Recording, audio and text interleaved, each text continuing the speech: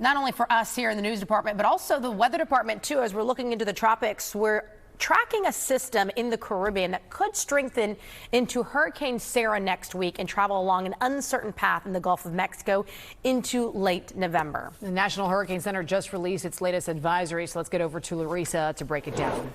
A lot of unanswered questions, a lot of question marks surrounding potential tropical cyclone 19. The latest advisory just out with this, and at its core, it's producing 30-mile-an-hour winds. And yes, this is still anticipated to track west, and it's moving west, and then move into a very sweet spot with little to no wind shear and very, very warm sea surface temperatures. And in fact, just look how warm some of the sea surface temperatures across central portions, southwestern portions of the Caribbean. 88 degrees here in one spot, around 89 degrees where that actual storm or possible storm is located. And this is the track and intensity. It does have it intensifying into a tropical storm as early as Friday morning. This is going to continue to move west.